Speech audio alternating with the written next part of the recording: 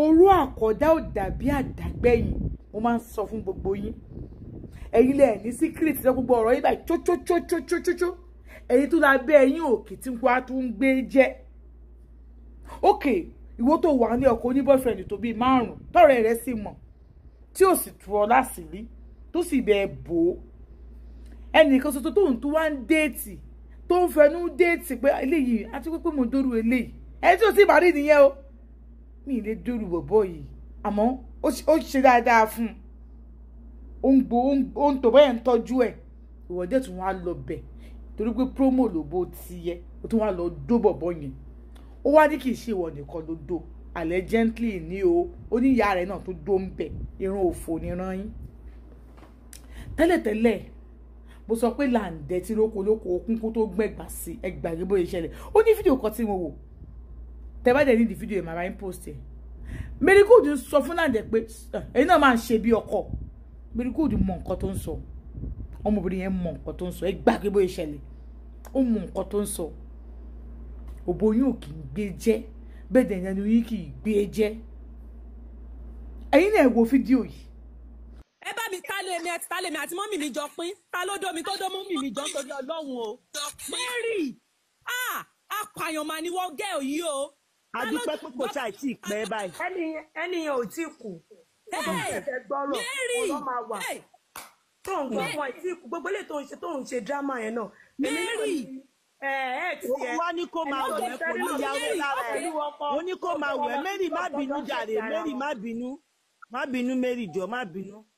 bínú bí mo ṣe sọ̀rọ̀ tẹ́lẹ̀ oró ló ń ya má bínú. Sherry Mary okay torí ẹ̀ ló ṣe mi ò yọrọ Mary ṣé torí ẹ̀ ló ṣe sọ pé padà wá sí ìgboro láti wá bá yín. Mary má bínú jẹ́ kó sọ̀rọ̀ Mary jẹ́ kó gbọ́ sọ̀rọ̀. mo dẹ̀ tún sọ lẹ́ẹ̀kan sí àdàbí tí bá gáàdì ẹ̀ tó níbi márèjì ìwà àti làǹdẹ̀. Mary má bínú. because òun ló ń dùn mí tí mo fi kí làǹdẹ̀ náà jọ nítorí Ọlọ́run kó come out. ẹni tó bá ń sọ̀rọ̀ fún làǹdẹ̀ kó kọ́ jọ nítorí Ọlọ́run wọn ò ní ẹrù tí ò ṣe tiwọn. ẹjọ́ torí Ọlọ́run ẹjọ́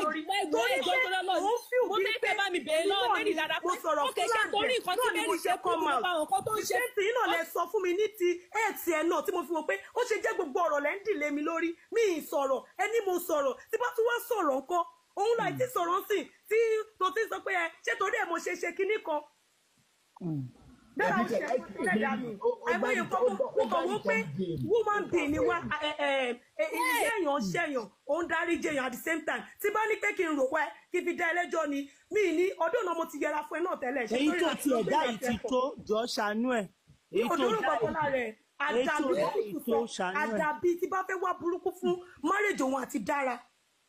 ẹgbẹ́ làǹdẹ̀ sí online ẹ jọ nítorí Ọlọ́run tí làǹdẹ̀ bá bò mí Ọlọ́run ti bò làǹdẹ̀ pẹ̀lú bí mo ṣe máa ń pọ́ gáìdì fún làǹdẹ̀ tí mo máa ń gbà tó máa gbọ́rọ̀ dára tí màá ní nǹkan bá ìbá ẹgbẹ́ làǹdẹ̀ jáde ẹ jọ nítorí Ọlọ́run ó wà lára nǹkan tí mo ṣe sọ̀rọ̀ the same dára yìí náà ó rò pé bóyá mo rojọ́ fún ọkọ òun ni tí mi ò dé ẹ́bà rojọ́ fọkọ ẹ̀ rí pẹ̀lú gbogbo nǹkan tó ń ṣe lójú mi. làǹdẹ̀ jáde mo fi Ọlọ́run bá bẹ làǹdẹ̀ gbogbo ibi tó ti ń gbọ́rọ̀ kó wá sọ the same thing náà ló ṣẹlẹ̀ pẹ̀lú ẹ̀tì ẹ tó lé mi mo lọ rojọ́ at the same time tó jẹ́ pé ọ̀rẹ́ wa kan ló sọ fún yẹn mo ní evidence mo ní record mo record ọ̀rọ̀ yìí ìgbà tó rẹ̀ olórí burúkú ẹ̀ jáde ní bọ̀bọ́ yẹn sọ fún mi pé ọ̀rẹ́ wa kan ló sọ tẹ́lọ̀ ń kúrò mọ́ mi wá sí mọ́ sí ẹ ẹlẹ́dàá mi máa fìyà jẹ yín àdàbí dára àdàbí tí bá wà burúkú fún ẹ àdàbí tí bá wà kàfẹ́ ní máa ń jẹ má bínú Mary ìyá tó ń jẹ́ ìtọ́ má bínú. wá successful. hello mama revelation tó ṣe fi jáde yìí lágbára mo máa ń ṣe sọ kíní kan ní ìṣojú làǹdẹ̀ mo máa ní làǹdẹ̀ ẹ̀ wúlò torí ọ̀rẹ́ mi mo ṣe ń ṣe gbogbo nǹkan tí mo ṣe fún yín pé kí ìyá máa jẹ kó má lè sọ pé bóyá nǹkan báyìí mo bóyá òde fìyà jẹ rí tó bá yá mi tó bá ní kí jẹun lówó mo máa ya mo yá láti mo fi 1 million 2 million 3 million pálàǹdẹ̀ ṣe mi ò dé ẹ̀ báyìí mi àti làǹdẹ̀ àfẹ́ra rí tí bá fẹ́ làǹdẹ̀ kí n má jèrè àwọn ọmọ tí bá bí. má bínú Mary. hello ma ẹ jọ̀ọ́ ẹ̀yin màmá wa. ẹ káàbọ̀ padà yóò máa ṣe ní ẹ jẹ́ kí n sọ wọn kọ fún yín mo máa ń sọ fún yín gbogbo ẹ̀ṣẹ̀ ni mo lè dáríjì èèyàn àwọn ẹ̀ṣẹ̀ mẹ́ta kan wà tí n lè dáríjì èèyàn ọyọ kan wà ẹyọ kan tó wà nínú ẹ̀ ni wípé tí ó bá jẹ́ pé ìwọ ló fà á tèmi àtẹ̀ntì mo nífẹ̀ẹ́ sí tá a fi jà ìyẹn tí mo bá fẹ́ o tá a fi jà tí fi wọlé Ọlọ́run sùn èèní dáríjì hàn Ọlọ́run torí pé tó bá fi lè mú mi máa fẹ́ yàn ẹ believe me mo nífẹ̀ẹ́ ní náà dọ́kàn ni tí mo wá fẹ́ kí wọ́n gbé ẹ sórí orí péjì mi kí wọ́n post yẹ mo mọ̀ nífẹ̀ẹ́ rẹ gan gidi gan o pé mo post as my boyfriend pé mo post naturally o pé as my boyfriend wọ́n kọrin ìfẹ́ mo fi kan bù ọ́ lójú ìfi kan bù ọ́ lójú wàláhì mo nífẹ̀ẹ́ rẹ kẹ́ni kan wá fà kémi àti ẹ wá já irú ẹni bẹ́ẹ̀ ṣe rí dára sí mi yẹn èèyàn Ganiya ni èèyàn tèmi èmi náà nírú ẹ̀ lọ́rẹ̀ kan rí tèmi ni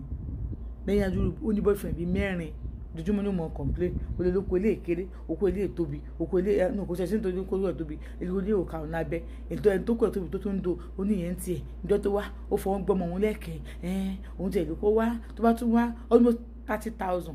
ní ònà fọkùnrin tó fẹ́ do boyfriend yẹn kò ṣoṣo tí èmi wá ní torí ó ń ṣẹlẹ̀ káàkiri ẹ mọ̀ pé tèmi tó fẹ́ do ó tún lọ rojọ́ níbẹ̀ ọ̀rọ̀ pọ̀ ní ìwé kọ́bọ̀ ẹ mọ̀ wọ̀ọ́rẹ́ ọjọ́ ọ̀rọ̀ ń bọ̀ gbogbo ẹ̀yin ìran dára tẹ́ ẹ mọ́ fẹ́ gbọ́kọ ẹ lọ́kọ ti yín ẹ tó fẹ́ gbà tèèyàn mọ́ ti yín bẹ́ẹ̀ ni ó ṣe ṣẹ̀ sínú ìyóúnjà tí ò bá wọn wà ń bẹ̀ láti porúkọ ìyá rẹ̀ mọ́ nísìn so possible kí ìyá àtọmọdé máa dókò kankan ni wẹ́n àwọn míì ṣe lóun ṣàánú wọn. tó bá jẹ́ pé bá tí ìmọ̀ wípé Marigold ti wá sọ fún àwa lórí TikTok lọ́dọ̀ ìyá ọgbà di lawyer bí di judge a mọ̀ wípé kò yẹ káwọn parọ́ mọ́ nígbà tí ọ̀rẹ́ Marigold sọ pé Dára pé bàbá tí ní Òkòbó ni bàbá tí ṣe gbà fún Dára wáyé tí bàbá tí wà tún wá parọ́ fáwa wípé òun ò bá Dára ṣe nǹkan kan papọ̀ Lande sọ pé òun máa ń dọ̀bálẹ̀ fún bàbá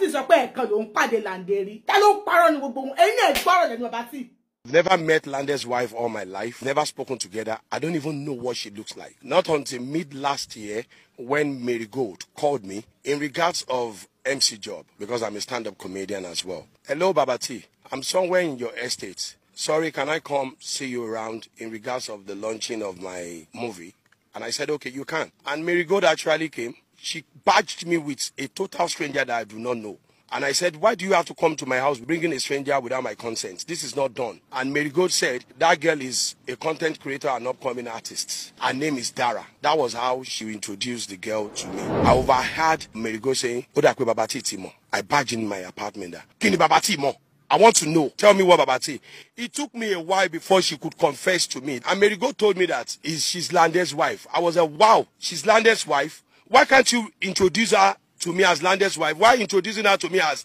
Dara, the content creator? And the next, I found out that's Lande coming out. Babati. Block me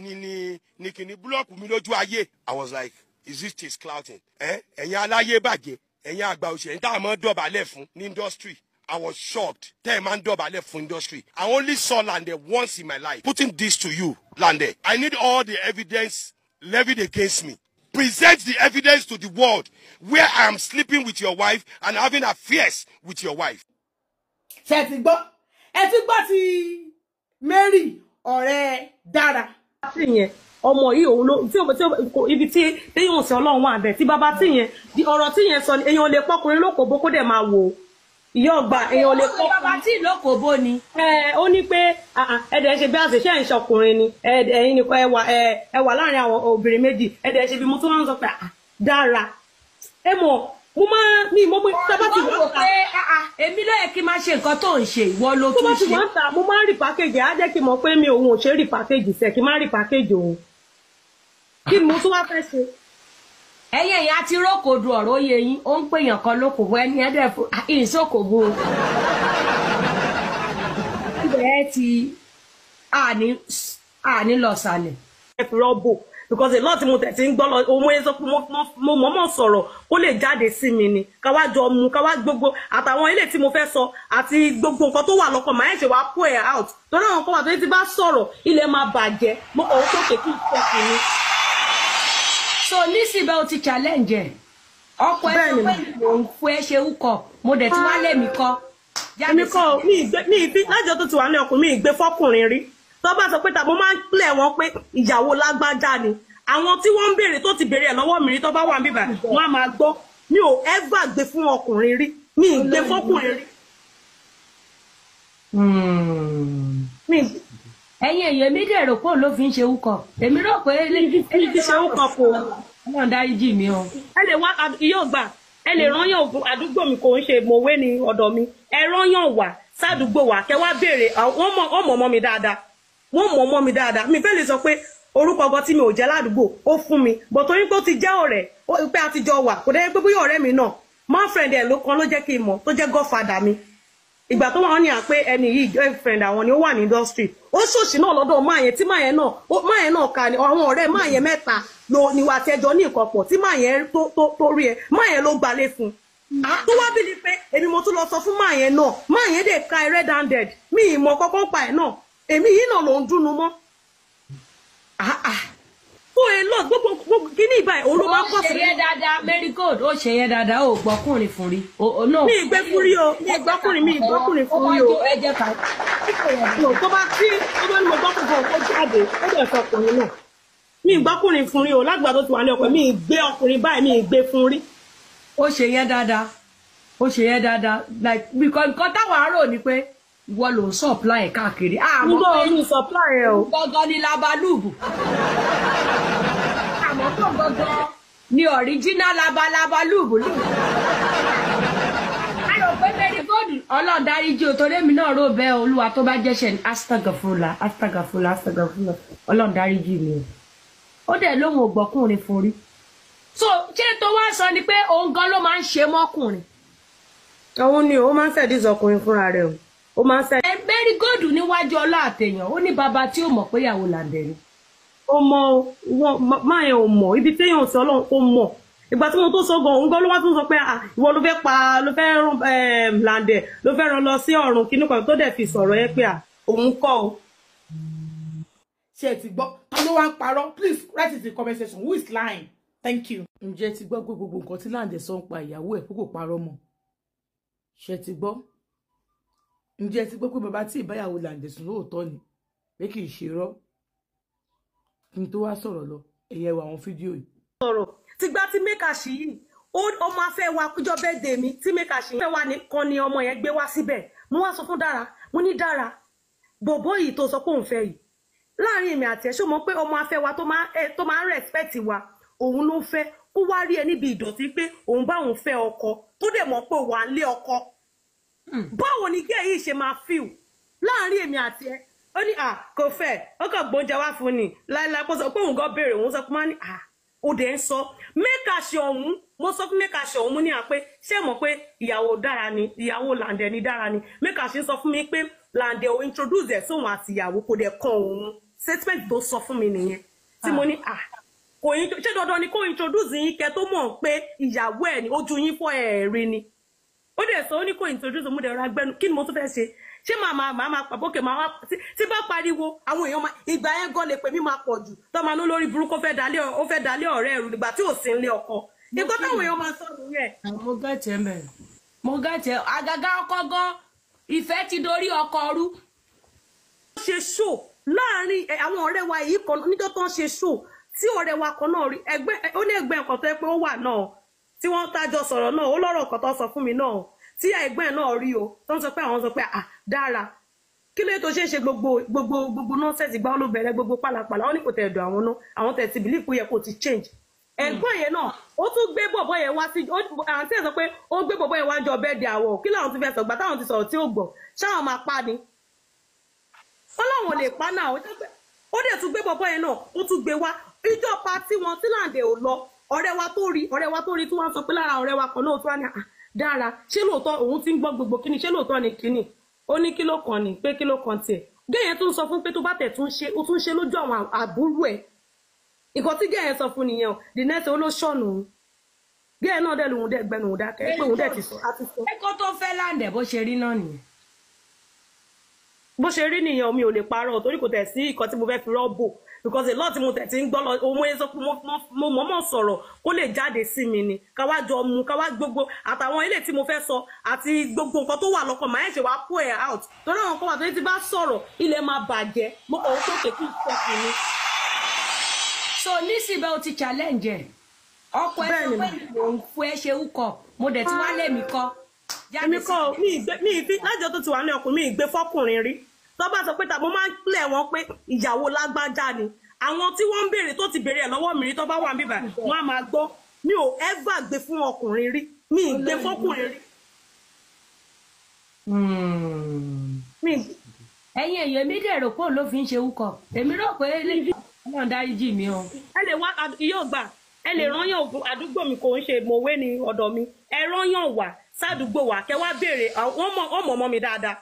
wọ́n mọ̀ ọmọ mi dáadáa mi fẹ́ lè sọ pé orúkọ ọgọ tí mi ò jẹ́ ládùúgbò ó fún mi bọ̀ torí pé ó ti jẹ́ ọ̀rẹ́ pé a ti jọ wà kò dẹ́ pé bóyá ọ̀rẹ́ mi náà girlfriend ẹ̀ ló kan ló jẹ́ kí n mọ̀ tó jẹ́ godfather mi ìgbà tó wọ́n ní à pé ẹni yìí girlfriend àwọn ni ó wà ní industry ó ṣòṣì náà lọ́dọ̀ máa yẹn tí máa yẹn náà ka ni àwọn ọ̀rẹ́ máa yẹn mẹ́ta lo níwà tí ẹjọ́ ní nǹkan pọ̀ tí máa yẹn tó rí ẹ máa yẹn ló gbalé fún tó wá bí ni pé èmi mo tún lọ sọ fún máa yẹn náà máa yẹn dè ka ẹ red handed mi ìmọ̀ kọ́kọ́ pa ẹ̀ náà èmi yìí náà ló ń dúnnu mọ́ fún ẹ lọ gbogbo kíní ìbáyìí òun ló máa ń kọ́ sí. ó ṣe yẹ dáadáa marigold ó ṣe yẹ dáadáa ó gbọ́kùnrin fún rí. mi ìgbé fún rí o mi ìgbọ́kùnrin fún rí o. ẹ jẹ́ ká. tó bá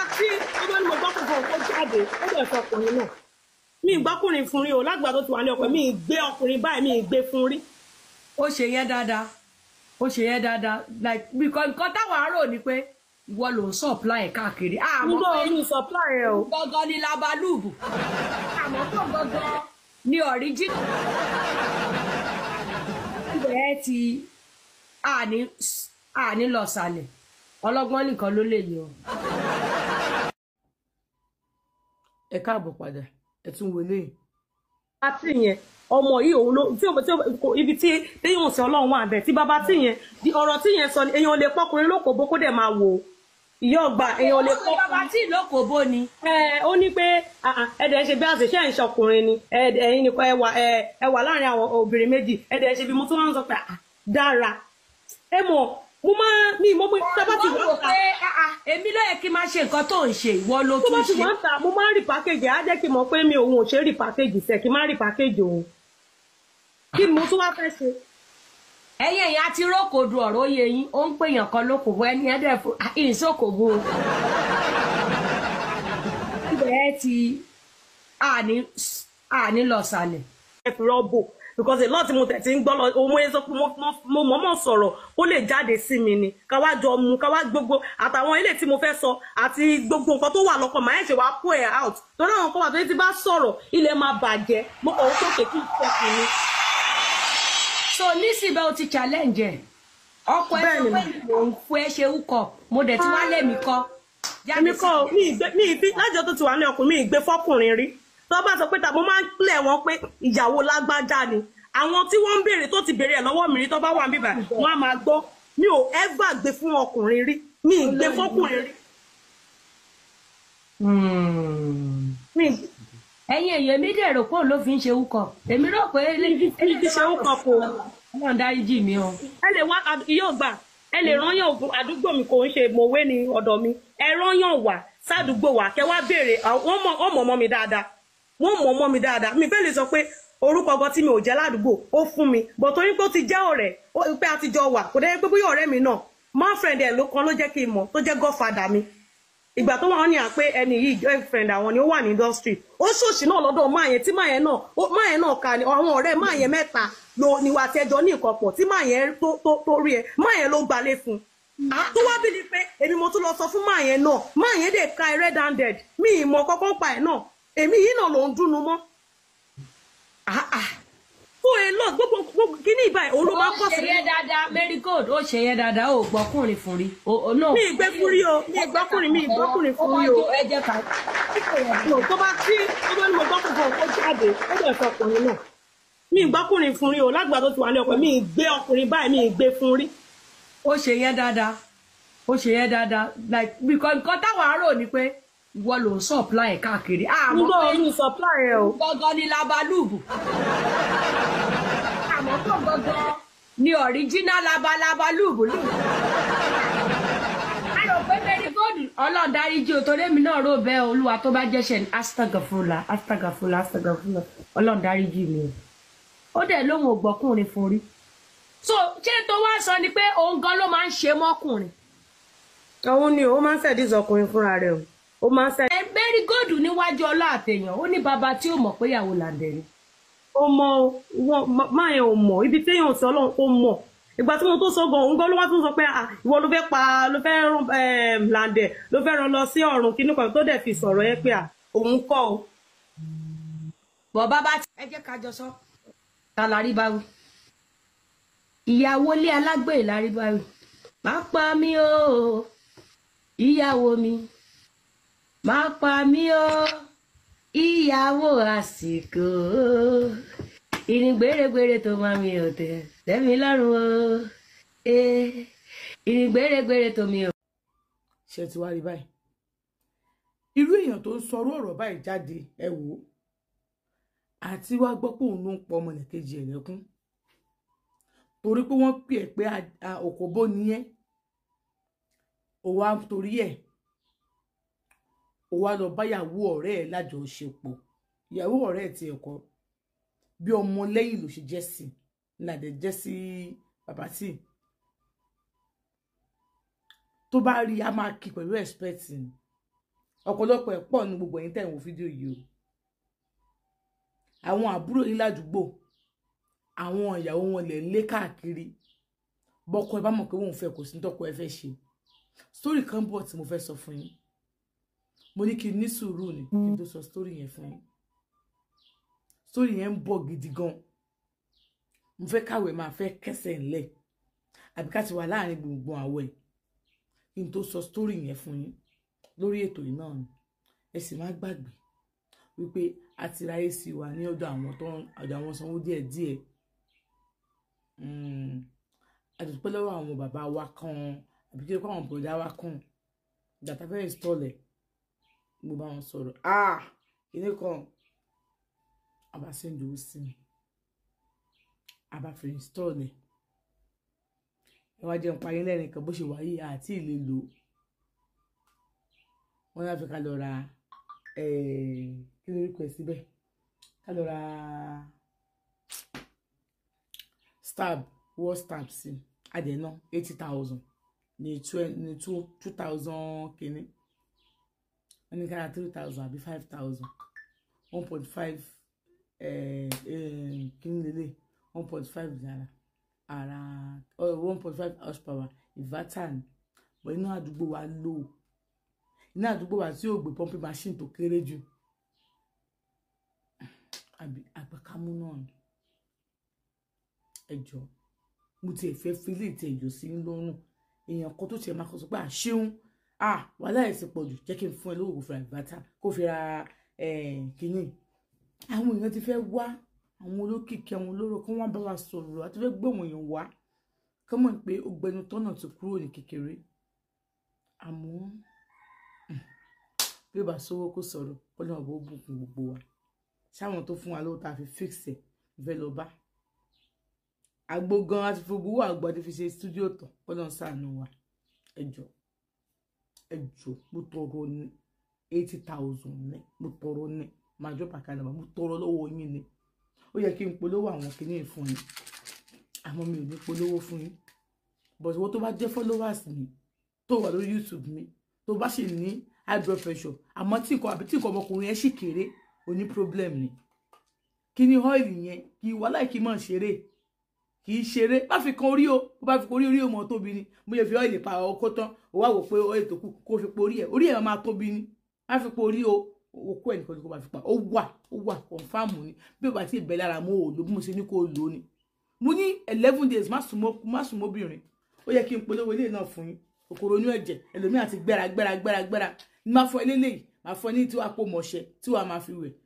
bó ṣe wà nílé confam ni kì í ṣe àpáàtì wèrè ó yẹ kí n polówó ilé fún yín high blood pressure ó yẹ kí n polówó ẹ̀ fún yín àmọ́ kí mo fẹ́ ṣe ilé fibroid nǹkan kan mú fún inú rẹ̀ wọ́n lò ní fibroid contact me ó lélẹ̀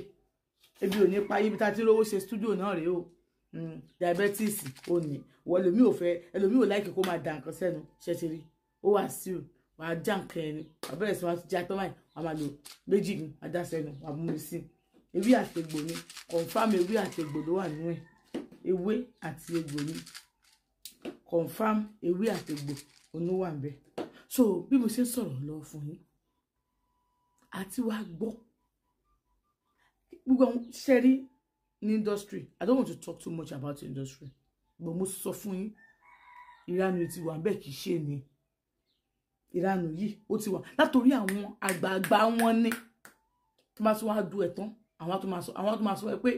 aṣẹ́wó gbákàtà ni kéde kan ni àwọn tó máa bà ẹ́ jẹ́ nínú industry ẹ jọ̀ọ́ kò sí industry fíìmù nìkan ló wà o ó wà ní back industry náà yes ó wà ní back industry náà so I am telling you today ẹ jẹ́ ká lọ tọwọ́ ìmọ̀ bọ́ sọ ẹni tó bá ti ń pè é ní bọ̀dà tó ń pò ẹ lé kì í ṣe irú ọkọ irú wọn ló yẹ ẹni tó bá ti ń pè é ní bọ̀dà kì í ṣe irú ìyàwó irú wọn ló yẹ kó máa wá láti dó ẹ bá ti ń pè é láǹtì kì í ṣe irú ọkọ irú wọn ló yẹ kó máa wá láti dó I am just telling you thank you so much God bless you I love you all.